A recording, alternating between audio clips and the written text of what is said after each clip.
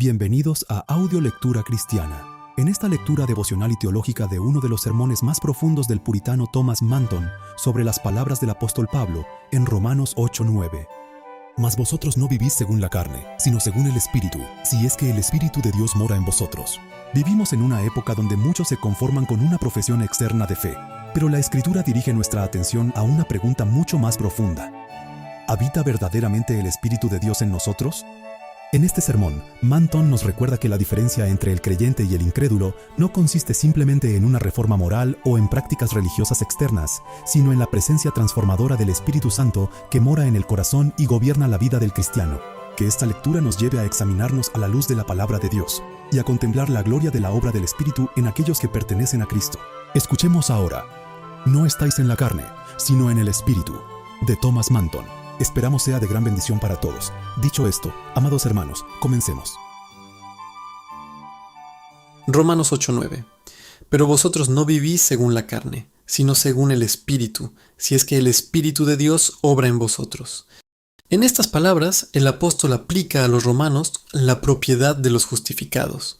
En esta aplicación podéis observar tanto su caridad como su prudencia. 1. Su caridad, pero vosotros no estáis en la carne, sino en el Espíritu. 2. Su prudencia, si así es que el Espíritu de Dios mora en vosotros. Para esa cláusula que expresa su caridad, las frases de estar en la carne o en el Espíritu son lo mismo que estar según la carne y según el Espíritu. Romanos 8:5, o andar, o vivir según la carne, o según el Espíritu, usado en otros versículos de este capítulo. En la otra cláusula que expresa su prudencia. La palabra es causal o condicional y significa o bien para tal cosa, o si así es. Nuestra traducción prefiere la última interpretación, y el sentido es, si no fuera así, no os juzgaría pertenecientes a Cristo. En cuanto a lo último, observemos dos cosas. 1. Estar en el Espíritu o tener el Espíritu morando en nosotros es lo mismo, porque la morada es mutua. Nosotros estamos en el Espíritu y el Espíritu en nosotros. 2. Que el Espíritu de Dios y el de Cristo son uno solo, testimoniado por la prueba adjunta, pues quien no tiene el Espíritu de Cristo no es de él. Que aquellos en quienes mora el Espíritu de Dios, aunque vivan en la carne, no viven según la carne. Los términos deben ser explicados. La conexión quedó demostrada. 1. Los términos deben explicarse. Hay dos términos. ¿Qué es la morada del Espíritu? 2. ¿Qué es vivir en la carne? ¿Qué significa que el Espíritu more en nosotros? Se implican tres cosas. Intimidad, constancia, soberanía, intimidad con nosotros, constancia de operación en nosotros y soberanía sobre nosotros. 1. Intimidad o presencia familiar. Como habitante de su propia casa, está más allí que en cualquier otro lugar. Dios está esencialmente en todas partes. Su esencia y ser no están incluidos ni excluidos en ningún lugar. Salmo 139:7. ¿A dónde me iré del Espíritu? ¿Y a dónde huiré de tu presencia? Se dice que está allí, especialmente donde más manifiesta su poder y presencia, de modo que su morada se conoce por su obra. Está en nosotros virlule insignis alicujus effectus, por algún efecto notable y eminente que produce en nosotros. En cuanto a los efectos de la providencia común, se dice, Efesios 4:6, que Dios está sobre todos y por todos y en todos. Pero mora en los creyentes no por los efectos de la providencia común, sino por la influencia especial de su gracia como agente de Cristo que engendra y mantiene una nueva vida espiritual en sus almas.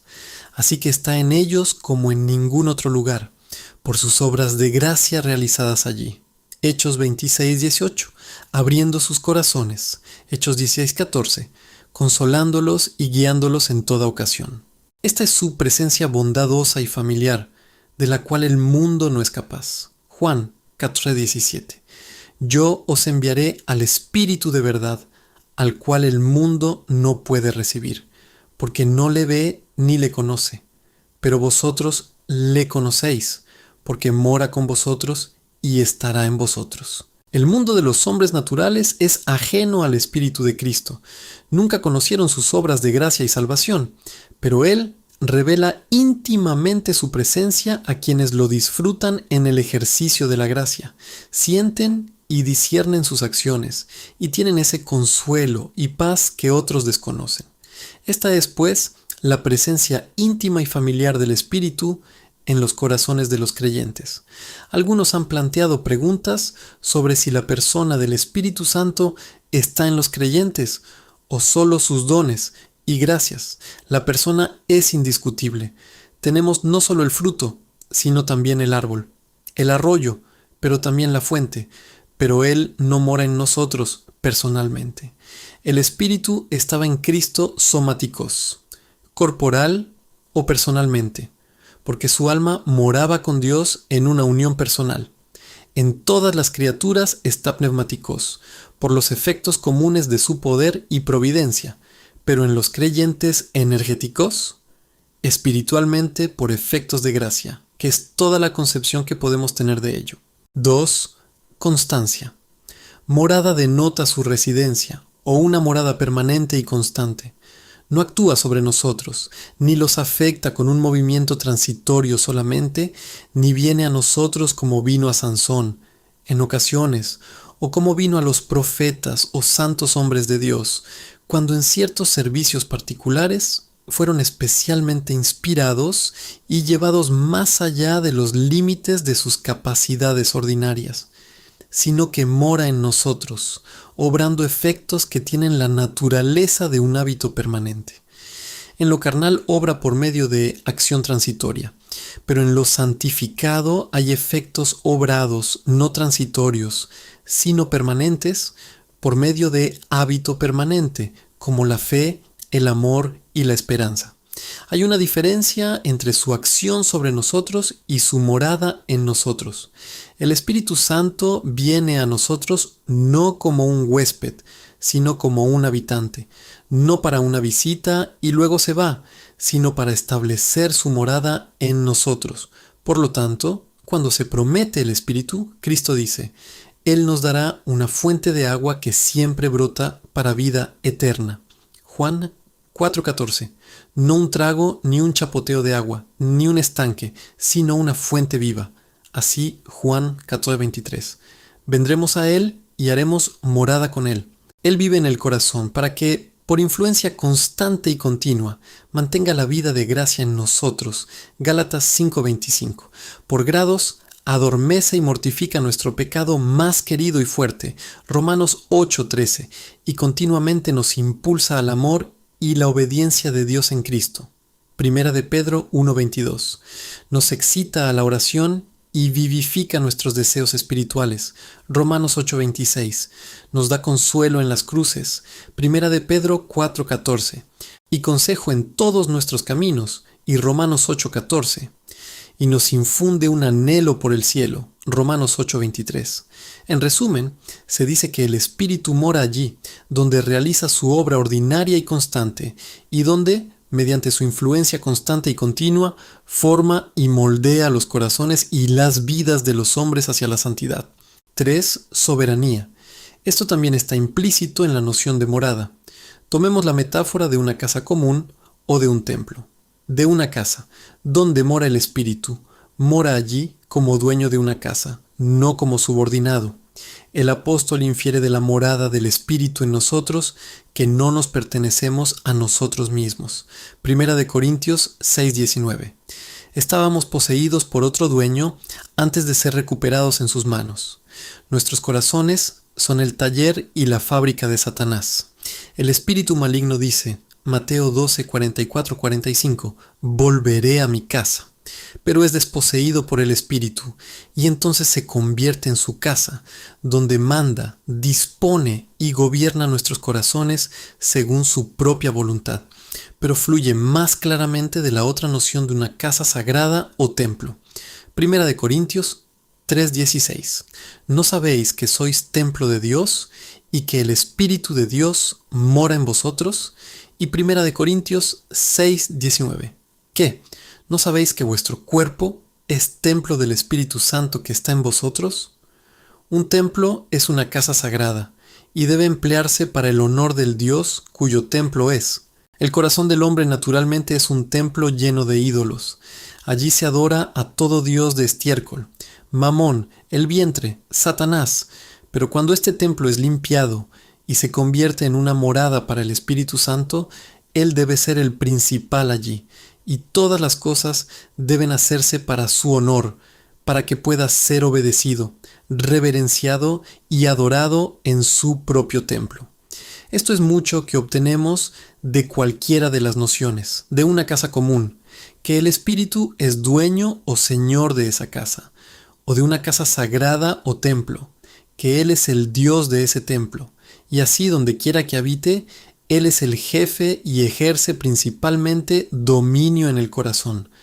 Todo lo que se opone o controla sus movimientos es como un intruso en una casa común, o como un ídolo erigido en un templo. Donald Trump, lo que es ser o vivir en la carne, señala dos cosas: la vida natural o la vida carnal. 1. La vida natural, como Gálatas 2:20. La vida que ahora vivo en la carne, la vivo por la fe en el Hijo de Dios. Es decir, mientras ejerzo las funciones y acciones de esta vida natural. Filipenses 1:22. Pero si vivo en la carne, este es el fruto de mi trabajo. Es decir, si todavía disfruto de esta vida natural, porque el apóstol estaba en un aprieto que desear, estar en la carne o fuera de la carne. 2. La vida carnal, como el versículo 8 de este capítulo, los que viven según la carne no pueden agradar a Dios. A veces se usa para referirse a algunos actos propios de la vida carnal, pero más comúnmente para el estado de carnalidad. Si vivís conforme a la carne, moriréis. Ahora bien, digo que los hijos de Dios, teniendo su espíritu morando en ellos, aunque vivan según la carne, aunque vivan una vida natural, y no se hayan despojado de los intereses y preocupaciones de la carne y la sangre más que los demás, no viven según la carne, una vida carnal. Véase expresada notablemente en 1 de Pedro 4:2, para que ya no viva el resto de su tiempo en la carne conforme a las pasiones de los hombres, sino conforme a la voluntad de Dios. Aunque la vida siga siendo en la carne, no está ordenada por la voluntad de la carne, sino por la voluntad de Dios. Es en la carne que vivimos, pero no según la carne, mortificando y sometiendo cada vez más las inclinaciones de la naturaleza corrupta. Así vemos el sentido de las palabras. 2. Permítanme probar la conexión, que aunque viven en la carne, no viven según la carne. La misma explicación lo muestra suficientemente. 1. Porque si la morada del Espíritu implica intimidad y familiaridad, o tales operaciones en los corazones de los creyentes que no son comunes a otros, sino peculiares de ellos, entonces ciertamente los hijos de Dios, aunque viven en la carne como los demás, sin embargo deben vivir y viven por encima del nivel de la carne y la sangre, porque tienen en ellos un principio superior que otros no tienen. Es un mandato para los cristianos, que anden como hombres. 1 de Corintios 3:3 catánthropon. Si no hacemos más que los hombres comunes, ¿en qué nos diferenciamos? ¿Qué excelencia peculiar mostramos? Algunos viven como bestias, como si hubieran abandonado toda humanidad y no tuvieran razón, sino solo sentidos. Otros solo como hombres que tienen razón, pero no espíritu. Pero nuestro camino debe ser con los sabios, arriba, como poseedores de un espíritu más excelente que mora en nosotros. 2. Se implica la constancia de sus operaciones. Él no reside por un tiempo, sino que mora en nosotros por su continuidad y morada en nuestros corazones, pues tiene una obra constante que hacer allí, para vivificar y avivar nuestras gracias y frenar la carne y disminuir su fuerza. Ciertamente entonces el tenor de nuestras vidas no debe ser según la carne, sino según el Espíritu. Son pocos los que no tienen sus buenos humores y arrebatos, pero una influencia o principio de vida constante y habitual. Implica más que algunos buenos humores de vez en cuando, una vida constante en obediencia a Dios. 3. Si implica soberanía, que habita como Señor en su propia casa, entonces no debe ser controlado ni afligido por satisfacer los deseos de la carne. de modo que los términos explicados se evidencian por sí mismos y demuestran su veracidad ante la consideración de cualquier persona. Pero aún les daremos otras razones. 1. El Espíritu no mora en ningún lugar, sino donde ha cambiado el corazón de tal manera que pone una nueva naturaleza en nosotros. Él escribe la palabra de Dios en el corazón, Hebreos 8:10, y por medio imprime su imagen en ellos, Segunda de Corintios 3:18. Pero todos nosotros, como mirando a cara descubierta la gloria del Señor, somos transformados a su misma imagen. Así nos preparamos para Dios y nos hacemos agradables a sus ojos. Ahora bien, los que están así preparados están en la carne, pero no según la carne. Conservan los afectos que pertenecen a la vida corporal, pero están mortificados y sometidos, no son gobernados por ellos. 2 Pedro 1:4. A nosotros se nos han dado grandes y preciosas promesas, para que por ellas lleguéis a ser participantes de la naturaleza divina, habiendo escapado de la corrupción que hay en el mundo a causa de la concupiscencia, en lo cual se insinúa un nuevo principio, y ese es la naturaleza divina, una nueva regla, y ese no es el curso del mundo, sino la voluntad de Dios revelada en su palabra, nuevos fines y motivos, y esos no son la satisfacción de nuestros deseos carnales, sino la visión y el fruto de Dios, insinuados en las grandes y preciosas promesas. Ahora bien, si el Espíritu de Dios no mora en ningún otro lugar, sino donde ha preparado el corazón para su morada, santificándolo e inclinándolo hacia Dios y el mundo venidero como nuestra felicidad, y la palabra de Dios como nuestra segura dirección hacia allí, necesariamente se sigue que donde mora el Espíritu de Dios, no viven según la carne, aunque vivan en ella. Porque entonces hay un principio contrario, la nueva naturaleza, que necesariamente debe ser un freno a la carne, si obedecemos sus inclinaciones. Gálatas 5:16. Andad en el Espíritu, y no satisfaréis los deseos de la carne. Y una regla contraria, que es la voluntad de Dios. Romanos 12:2. No os conforméis al mundo actual, sino transformaos mediante la renovación de vuestra mente, para que comprobéis cuál es la voluntad de Dios, buena, agradable y perfecta.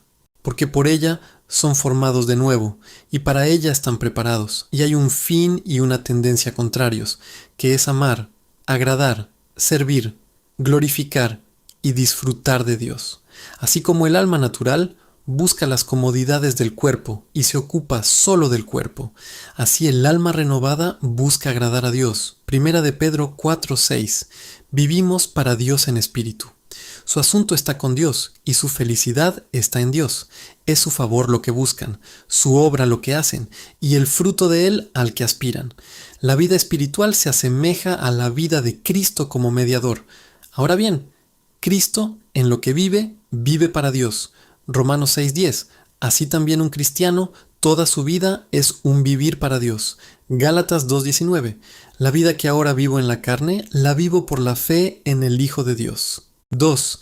Cuando el corazón está así preparado, el Espíritu de Dios viene a morar en ellos, a tomar posesión de ellos para el uso de Dios. Segunda de Corintios 6:10. Habitaré en ellos y andaré entre ellos, porque yo seré su Dios y ellos serán mi pueblo.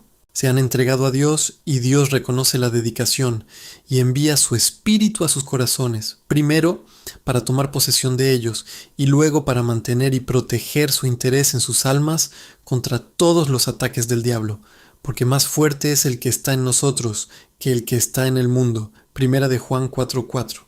El mundo está gobernado por el espíritu maligno, pero aquellos que son regenerados e iluminados por el Espíritu de Dios tienen el conocimiento de su voluntad, que es más poderosa para establecer a los santos en la verdad y la santidad, que el espíritu de error y persecución para apartarlos de ella.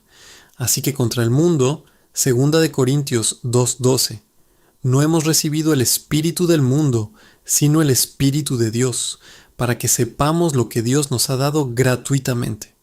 Él nos muestra cosas mejores y así nos hace creer en ellas y vivir por encima de toda la gloria, riquezas y placeres del mundo, porque la carne, así como ha establecido un principio contrario opuesto contra ella, así su constante obra en el corazón es mantenerla en predominio, llevándonos cada vez más a aborrecer todas las libertinaje y sensualidad, y advirtiéndonos de nuestras trampas y errores, para que no proveamos para la carne, para satisfacer sus deseos. Ciertamente, esto no excluye nuestro deber.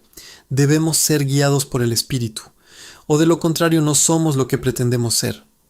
No debemos entristecer al Espíritu, o de lo contrario lo llevamos ingrato hacia Él, y resistimos y perdemos su gracia. Ni cumplimos nuestro voto de pacto hecho con el Espíritu Santo, si desobedecemos sus movimientos santificadores. Pero es una gran ventaja que no solo tengamos un principio opuesto, sino un poder opuesto, que es enemigo de la carne y sigue luchando contra ella en nuestros corazones. El uso 1 es información. 1. ¿Cuánto glorioso es esto para Dios? Que Él pueda mantener la gracia en los corazones de su pueblo, que mientras viven en la carne, no vivan según la carne. Entendamos vivir en la carne en el sentido más suave, pues la vida natural es un estado de gran fragilidad y debilidad. La vida natural solo busca lo que es bueno para sí misma. Los cristianos tienen los mismos cuerpos y los mismos afectos que los demás hombres. Sin embargo, viven de una manera completamente distinta. Su inclinación natural es anulada. Mientras están en la carne, son humillados con muchas necesidades, aflicciones y debilidades. Pero el poder de Dios se perfecciona en nuestra debilidad. 2 Corintios 12:9. La palabra perfeccionado es notable. Las cosas excelentes sufren una especie de imperfección hasta que hay ocasión de descubrirlas. Ahora bien, nuestras muchas debilidades dan ocasión para mostrar la perfección que hay en el poder de la gracia, que puede sostenernos en la vida y el consuelo, a pesar de los reproches, el dolor y los sufrimientos. Si no fuera por la vida animal, no habría lugar para las tentaciones ni para el ejercicio de la gracia, pero todos los que están en la carne tienen todas estas cosas realizadas en ellos. Primera de Pedro 5:19. Durante nuestro estado mundano debemos esperar dificultades. Hay más gracia para preservar a un hombre en su deber que para preservar a los buenos ángeles en su estado. Ellos están fuera del alcance de las balas y del peligro. Glorificar a Dios en la tierra es la mayor dificultad. Juan 17:4, de 5. Yo te he glorificado en la tierra, y ahora, Padre, glorifícame tú a mí con tu propia gloria, con la gloria que tenía contigo antes de que el mundo fuera. Cristo suplica que ahora para los santos, en medio de tantas aflicciones, mantener su integridad y deleitarse en Dios es la gran gloria de la gracia, porque ciertamente no nos sostenemos por nuestra propia fuerza. Pero además de la vida natural que nos expone a estas dificultades, la vida carnal nos extingue por completo. Hay carne en nosotros, aunque no estemos en la carne. Gálatas 5:17. Porque el deseo de la carne es contra el espíritu, y el del espíritu contra la carne, y estos se oponen entre sí.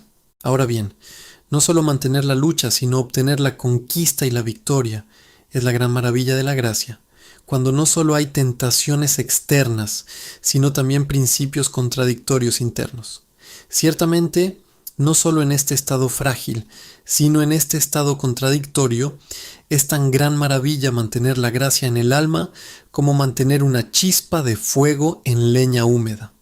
El mundo suele tener ventajas sobre nosotros en materia de principios, pero nosotros tenemos ventajas sobre ellos en materia de motivación y poder de asistencia, a quienes solo se debe atribuir la gloria de la conquista. Tenemos en efecto un principio que nos dirige e inclina hacia fines más elevados que los que buscan los hijos de este mundo, pero sus principios son más completos e inquebrantables, porque son totalmente carne. Génesis 7:6-5. Y vio Dios que la maldad del hombre era mucha en la tierra, y que todo designio de los pensamientos del corazón de él era de continuo solamente el mal. Pero los nuestros son mixtos, carne y espíritu. derraman todo su corazón en sus cursos pecaminosos y mundanos. Judas 11. Corren con avidez tras el error de Balaam por recompensa. Exegísisan. Fueron derramados como agua de un vaso abierto. Y Lucas 16:8.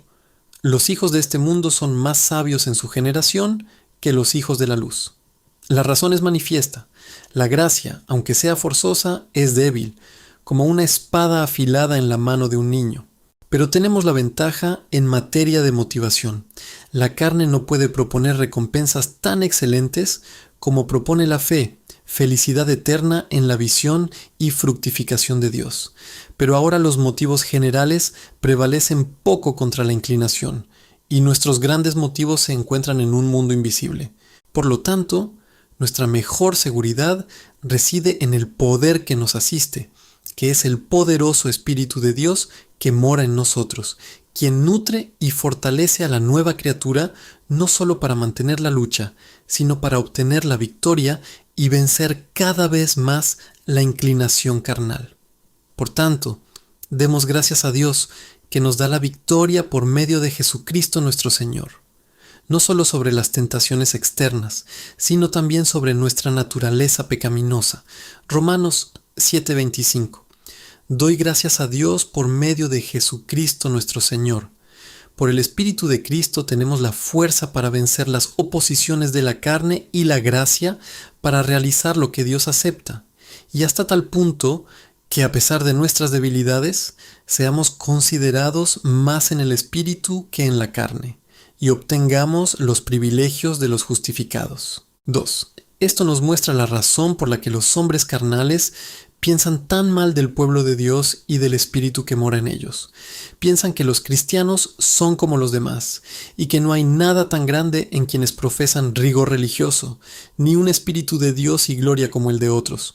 Respondo que no es de extrañar que quienes están cegados por el prejuicio y la malicia y se resisten a ver la excelencia de aquellos a quienes odian, por temor a perturbar su propia tranquilidad carnal, no vean lo que se revelaría claramente. Pero hay una razón para ello. Esta vida es una vida oculta. Colosenses 3:3. Está oculta en parte bajo el velo de la vida natural. Es una vida dentro de otra vida.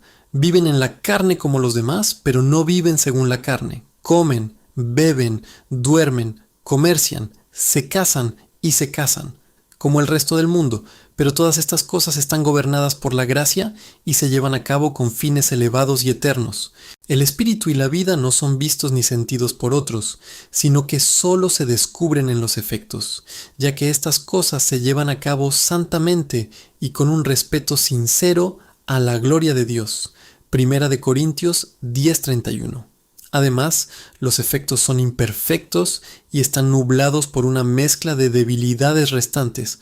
Los mejores cristianos muestran demasiado de la carne y no actúan como aquellos que tienen el Espíritu de Dios morando en ellos. Ahora bien, esto es un gran obstáculo para la conversión del mundo y un medio para endurecer a los ateos entrometidos, que piensan que toda rigidez es solo una pretensión.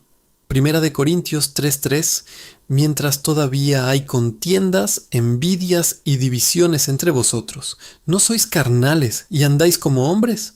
Mateo 18:7, ay del mundo por los escándalos, ay del mundo por los tropiezos, porque es necesario que vengan los escándalos, pero ay del hombre por quien viene el tropiezo. Es peligroso escandalizar al mundo, pero la causa principal es su enemistad secreta hacia la santidad.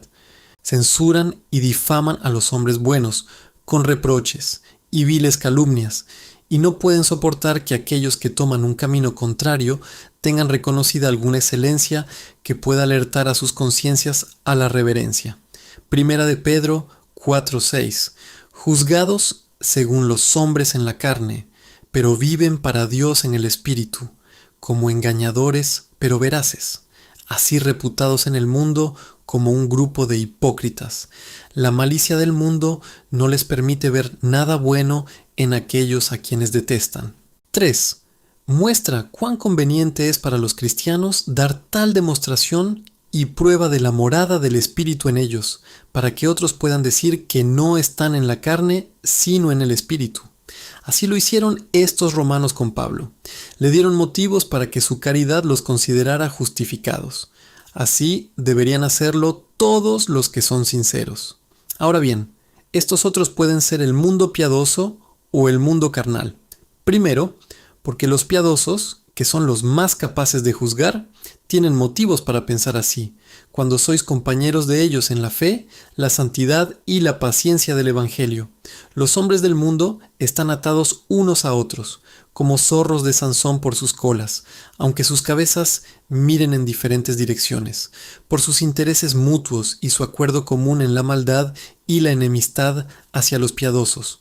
Pero los piadosos mismos deben unirse en la comunión del Espíritu, amándose unos a otros con un amor semejante al de Cristo, buscando el bien de los demás como propio y sintiéndose afectados por la mutua simpatía hacia la condición de los demás como si fuera su propio caso, y con una sola mente y una sola voz glorificando a Dios y promoviendo los intereses de su reino, y por su santidad personal trayendo su honor en busca de favor en el mundo.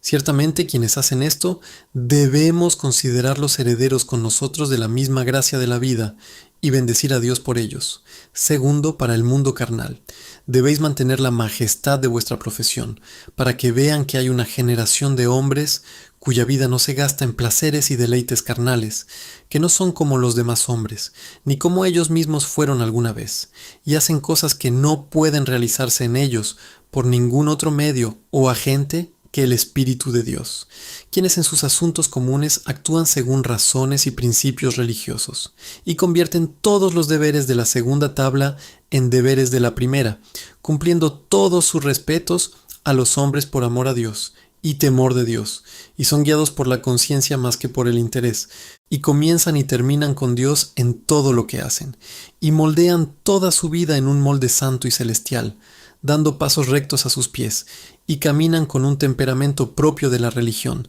en toda la desigualdad de condiciones que atraviesan en el mundo, sin esperar grandes cosas aquí, sino obteniendo sus principales apoyos y consuelos del mundo venidero. 1. Aquellos que hacen esto con el tiempo vencerán la malicia y el prejuicio, y convencerán al mundo de que Dios está en ellos de verdad, y son un pueblo celestial y santo, y tienen un espíritu y una presencia que otros no tienen. Proverbios 12:26. El justo es más excelente que su prójimo. 2. Reprenderán al mundo. Hebreos 11:7. Noé condenó al mundo con su pronta obediencia a la advertencia de Dios. 3. Harán que el mundo se maraville. 1 Pedro 4.4. Les parece extraño que no corran con ellos en el mismo desenfreno. No es de extrañar ver hombres orgullosos, codiciosos, vengativos, carnales y egoístas. La naturaleza corrupta lo demostrará suficientemente. Así como no es de extrañar ver el sol moverse, aunque en tiempos de Josué era un prodigio cuando el sol se detenía. Tampoco es de extrañar ver hombres libertinos y malvados, pero sí es de extrañar ver hombres santos, celestiales, mortificados y abnegados. 4. Justificarán los caminos de Dios contra las objeciones de los ateos y los hombres carnales y profanos. Mateo 11:19. La sabiduría es justificada por sus hijos. E Israel justificó a Sodoma. Ezequiel 16. El uso 2 es exhortarnos a que este Espíritu Santo more en nuestros corazones, para que obre en nosotros una naturaleza divina, o ese temperamento espiritual y divino que nos enseñará a vivir por encima y en contra de las inclinaciones de la carne. El medio para infundir la naturaleza divina en nosotros es la doctrina y el ejemplo de Cristo. Primero su doctrina, que descubre cosas más elevadas que las que la carne nos inclina y es la única cura del espíritu carnal.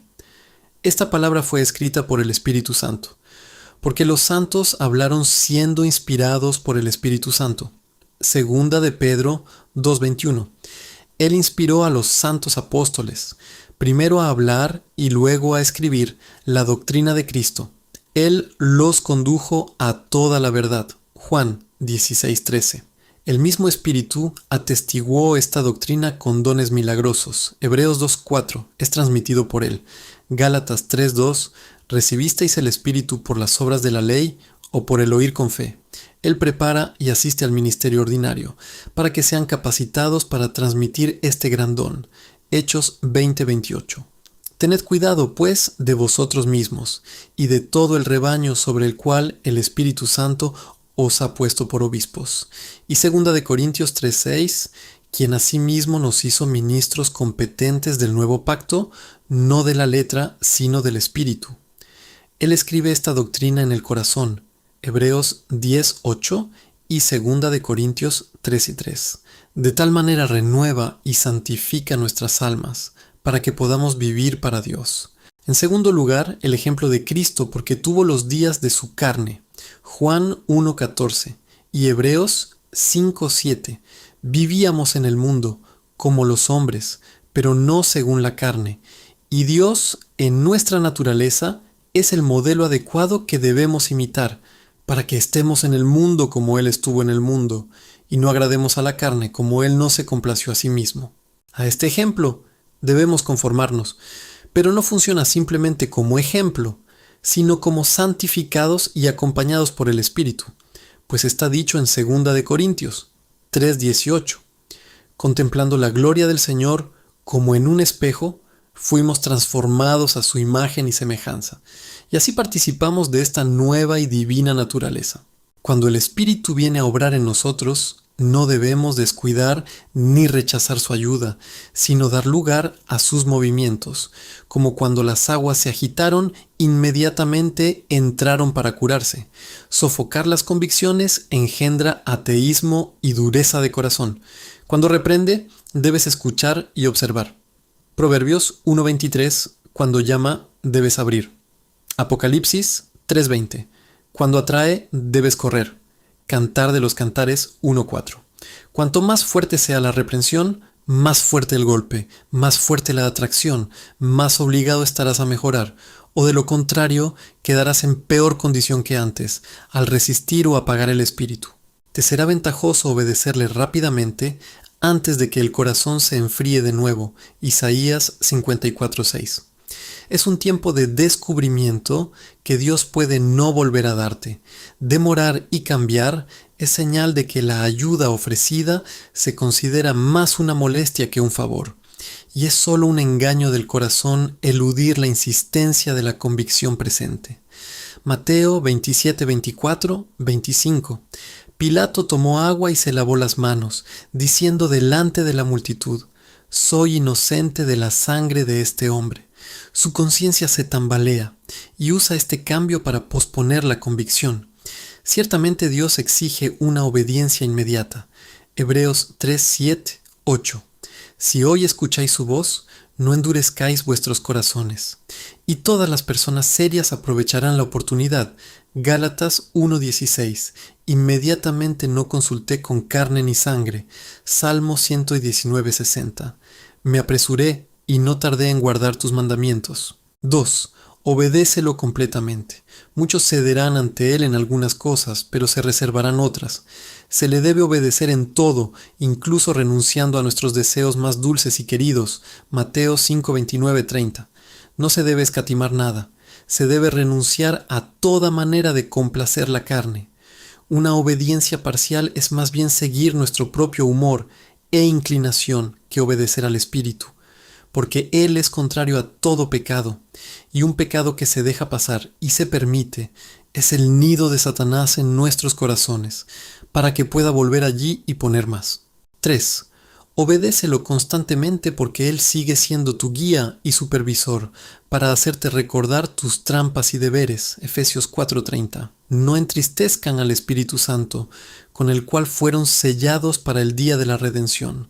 Cuando Él los ha sellado y ha estampado la imagen de Dios e impreso en sus corazones, no debe entristecerse por su necedad y desobediencia.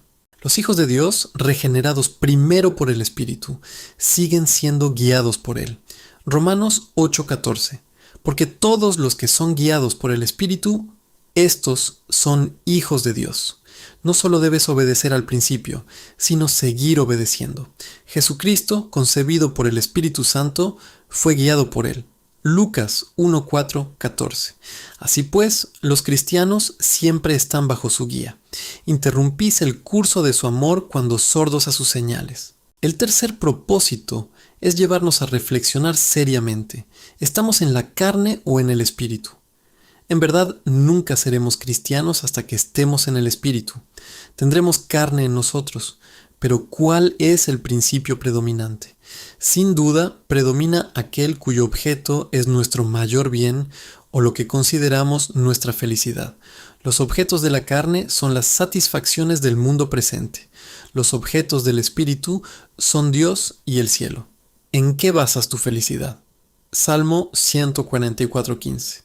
Dichoso el pueblo que se encuentra en tal situación. Muchos consideran dichosos a los que poseen mucho del mundo. Sí, dichoso el pueblo cuyo Dios es el Señor. Existe la felicidad natural y la felicidad espiritual. ¿Cuál es la más valiosa o la que más aprecias? En segundo lugar, predomina el principio que más nos ocupa. ¿Qué buscamos con mayor ahínco? ¿El placer y la prosperidad del cuerpo o la felicidad del alma? Toda la preocupación de algunos se centra en el cuerpo y la vida terrenal, pero su alma descuidada puede quejarse de un trato duro. ¿Qué has hecho para que tu alma sea adornada con la gracia o establecida en el consuelo y la esperanza del Evangelio?